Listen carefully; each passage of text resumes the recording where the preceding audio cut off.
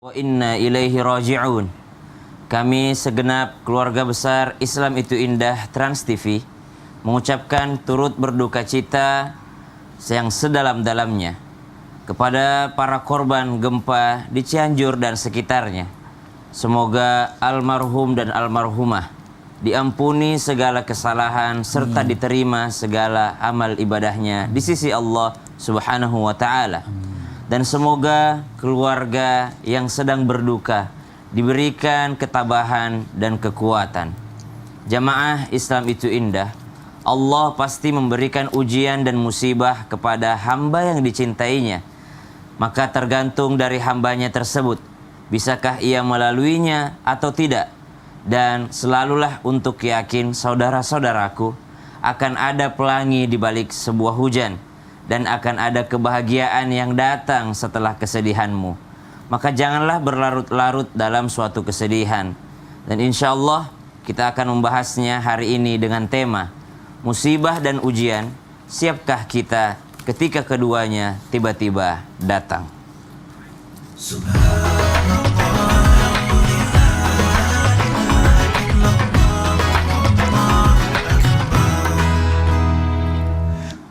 Assalamualaikum warahmatullahi wabarakatuh.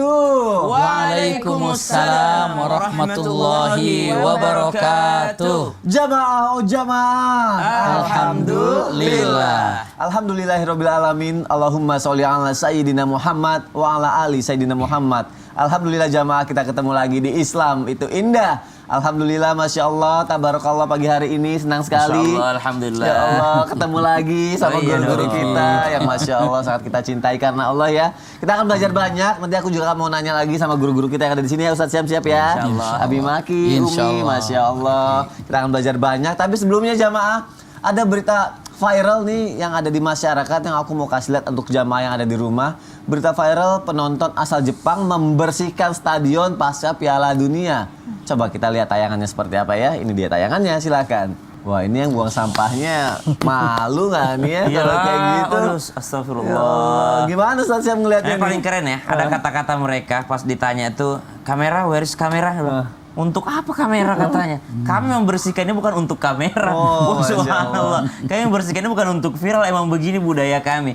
Jadi subhanallah, budaya yang selaras dengan agama itulah sesuatu yang sangat baik. Jadi agama datang bukan untuk menghancurkan budaya, agama datang untuk menghancurkan kejahiliahan. Jadi kalau budaya itu adalah budaya yang selaras dengan Islam, maka itu mestinya untuk dipelihara. Dan mudah-mudahan inilah sebenarnya wajah asli seorang yang beriman harusnya, gitu ya. Jangan malu kita dengan orang-orang yang mungkin tidak beragama Islam, walaupun kita husnudzon, mudah-mudahan tadi ini pada Japanese yang beragama Islam, gitu ya. Karena yang harusnya seperti itu adalah para Muslim yang percaya tentang hari akhir, yang senang akan kebersihan. Bahkan mereka membersihkan stadion yang mana itu bukan pertandingan negara mereka. Betul. Dia cuma nonton ya. Dia cuma nonton, bahkan mungkin nggak ikut nonton malah. Mungkin setelah pertandingan mereka masuk untuk membersihkan stadion. Masya Allah. Jadi kalau kita tidak bisa membersihkan, minimal jangan mengotori. Bukankah ada ungkapan kebersihan adalah sebagian daripada keimanan? Kita percaya bahwasanya kita beriman bahwa kita tidak akan pernah mengganggu orang lain. Bukankah buang sampah sembarangan juga termasuk mengganggu orang lain. Jadi kita bersih-bersih, jangan mau kalah lah. Kalau ada iman dalam hati ini, mengaku sebagai orang yang beriman, mestinya lebih rajin lagi, lebih giat lagi untuk bersih-bersih. Masya Allah. Dimulai dari diri kita ya, jamaah ya. Masya Allah, tabarakallah. Terima kasih Ustaz ya untuk komentarnya. Jamaah juga pasti sudah nunggu-nunggu ya tema kita hari ini ya, musibah dan ujian. Musibah dan ujian Allah pasti berikan kepada kita. Dan insya Allah kita bisa melewati itu semua ya. Tapi pagi hari ini kita akan membahas bagaimana kalau misalnya musibah dan ujian itu datangnya tiba-tiba. Makanya tema kita adalah musibah dan ujian. Siapkah kita ketika keduanya tiba-tiba datang? Siap nggak ya? Bagaimana caranya supaya siap? Kita bahas pagi hari ini. Tapi ada tayangan dulu yang mau aku kasih lihat untuk jamaah yang ada di rumah ya. Seorang ayah pangku anaknya korban gempa Cianjur. Innalillah. Ini dia tayangannya, silahkan. Innalillahi wa inna ilaihi raji'un. Semoga husnul khotimah insyaallah ya, amin ya robbal alamin. Kita akan belajar pagi hari ini jamaah yang ada di rumah. Untuk yang pertama aku mau nanya sama Abi Maki. Abi izin, Kalau kejadiannya orang tua yang ditinggalkan anak, sebenarnya dalam Islam apa sih yang harusnya dilakukan dulu oleh orang tua gitu ketika tiba-tiba anak meninggal karena musibah gitu kan? Dan bagaimana caranya supaya mungkin berat ya Bi ya, Iya, tapi bagaimana caranya supaya kita bisa ikhlas dan menerima itu semua Abi Maki? Mohon penjelasannya Abi. Izin, bismillah. Izin, Ustaz Sani. Bismillahirrahmanirrahim. Assalamualaikum warahmatullahi wabarakatuh. Waalaikumsalam warahmatullahi wabarakatuh. Alhamdulillahirabbil alamin. Allahumma shalli ala sayidina Muhammad wa ala ali sayidina Muhammad. Subhanallah, tidak ada yang ringan buat kita orang tua saat ditinggal wafat oleh panutan hati ataupun anak sebagai dzurriyyah yang kita miliki. Maka hal yang terindah kalau dilihat dengan mengatakan apa yang membuat diri ini menjadi ikhlas saat anak kita tidak ada. Khususnya apa yang kita lihat barusan dalam tayangan yang sangat menyentuh. Bagaimana orang tua memegangnya dan ini adalah jenazah anaknya. Allahu Akbar. Allahu Akbar. Pegang baik-baik. Yang pertama, bagaimana caranya agar mendapatkan keikhlasan?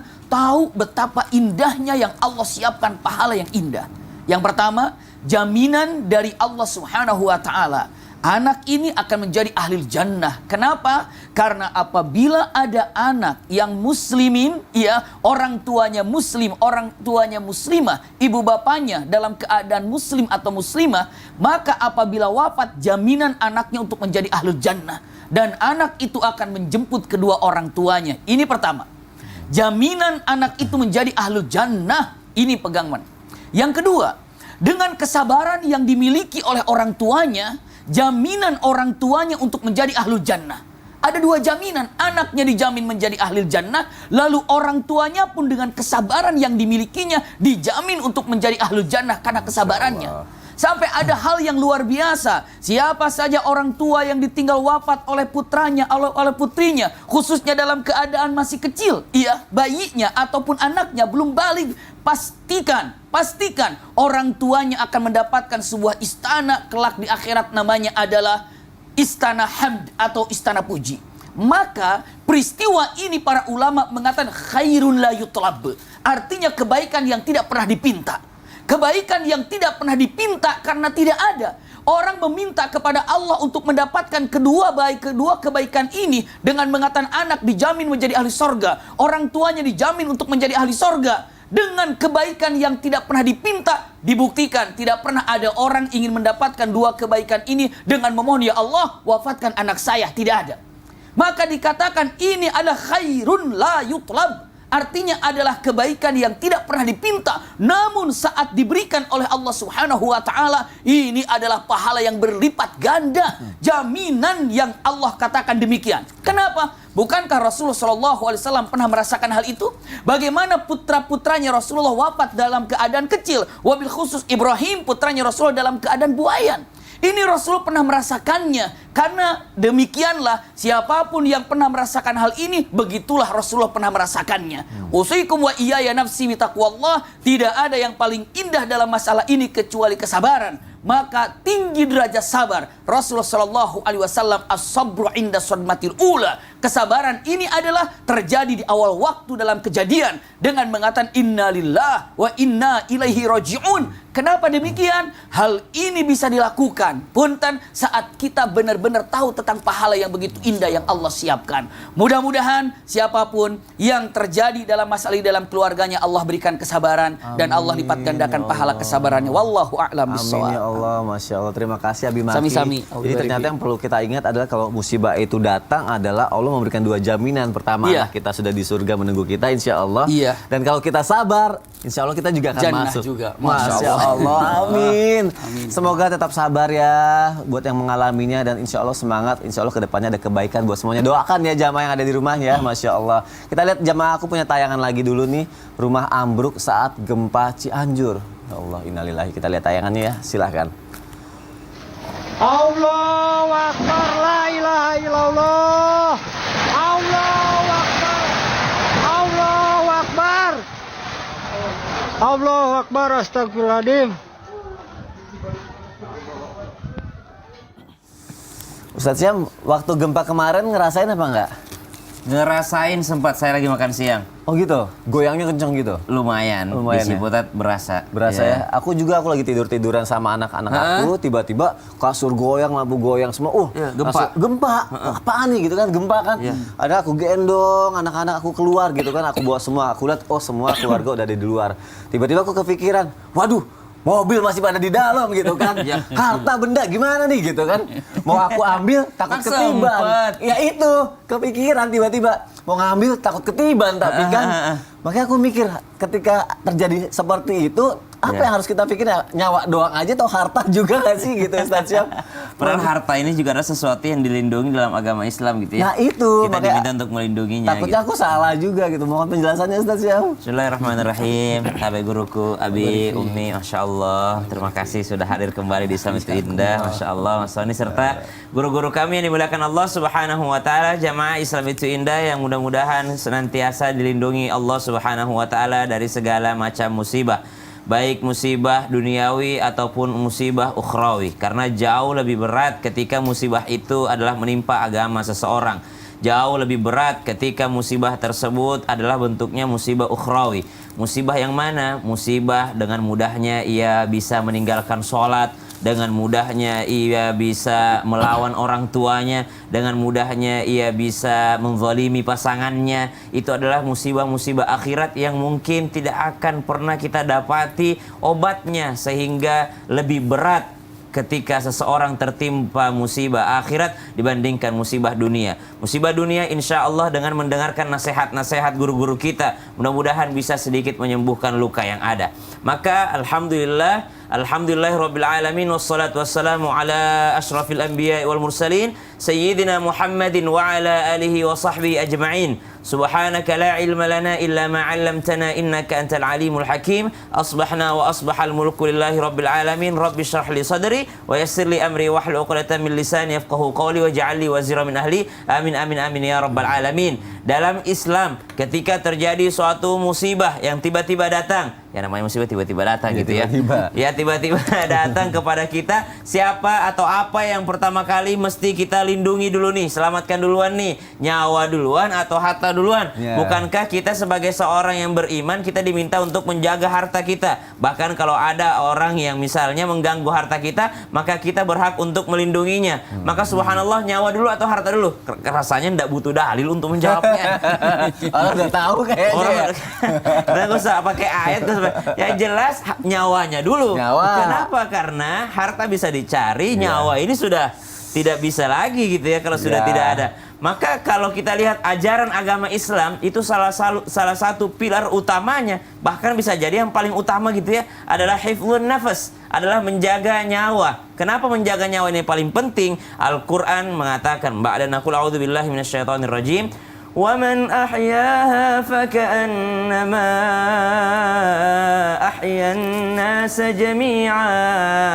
Siapa yang menghidupkan satu nyawa berarti telah menghidupkan seluruh manusia. Artinya kita masing-masing bertanggung jawab atas satu nyawa. Kita bertanggung jawab atas nyawa kita sendiri. Gak usahlah orang-orang jauh-jauh, saya ingin merubah Indonesia, pokoknya daerah kita ini harus dirubah menjadi daerah yang lebih baik lagi. Indonesia harus dirubah menjadi Indonesia yang lebih baik lagi. Mulai dari nyawa sendiri dulu.